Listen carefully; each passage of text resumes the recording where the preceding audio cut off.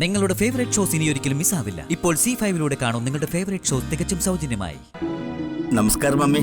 നമസ്കാരം. കുറെ നാളായല്ലോ സേട്ടുവിനെ കണ്ടിട്ട്. ഇപ്പോ കടയില്ലല്ലോ അമ്മേ. ചെറിയതാണെങ്കിലും അതൊരു ജുവല്ലറി തന്നെയാ. പഴയ സ്വർണ്ണാഭരണങ്ങൾ അവിടെ കൊണ്ടുതരും. എവിടെ നോക്കട്ടെ.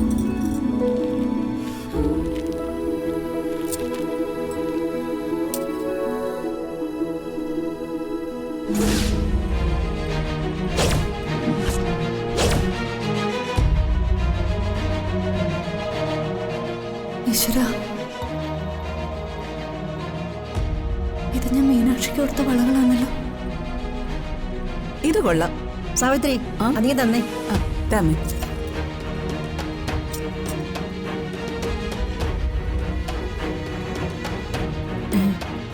ഇത് നന്ദിനിക്ക് ഞാൻ കൊടുത്ത അതേ വളകളാണല്ലോ. നന്ദിനി, ഈ വളകൾ നിന്റെ തന്നെയാ, സംശയമില്ല. എന്തിനാ നീ ഇത് വിറ്റത്?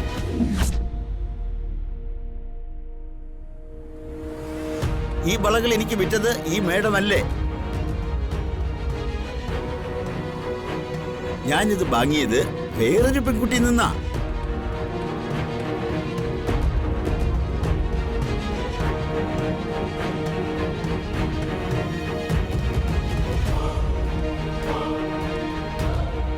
ദേ, ഈ പെൺകുട്ടിയാ എനിക്ക് വളകൾ തന്നത്.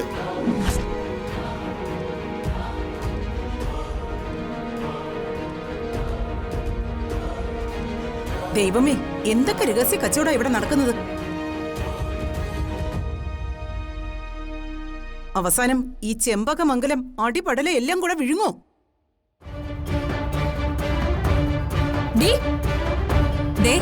എടി പൊടിന്നൊക്കെ വിളിക്കാൻ ഞാൻ നിങ്ങളുടെ അടിമയൊന്നും അല്ല.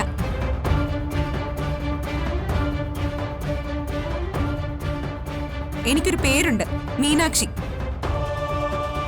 അത് വിളിക്കാൻ ഇത്രയും വലിയ എനർജി ഒന്നും വേണ്ട.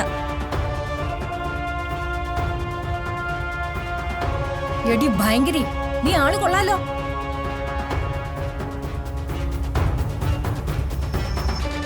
ഈ വളകൾ സേട്ടുവിന് വിറ്റത് നീയാണെന്ന് സേട്ടു പറഞ്ഞു. നേരാണോ? അതെ.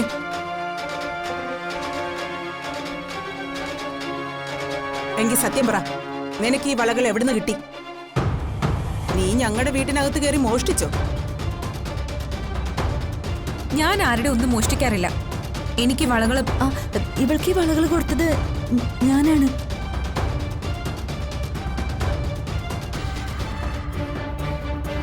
പണത്തിന് ആവശ്യമുണ്ടെങ്കിൽ വിറ്റോളാന്ന് ഞാൻ പറഞ്ഞു.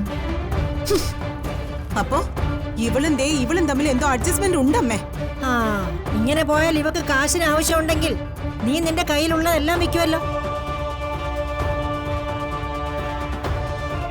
മാലകളും വളകളും ഒന്നും എനിക്ക് വേണ്ടമ്മേ.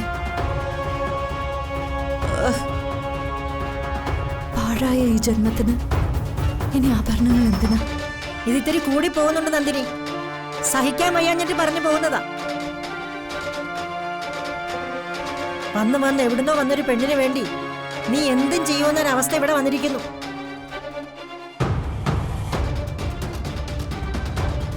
ക്ഷമിക്കും തോറും നീ അതൊരു അവസരമായിട്ട് മുതലെടുക്കുക.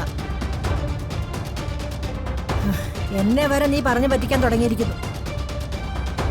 ഇനി അത് അനുവദിച്ചു തരില്ല, തീർച്ച.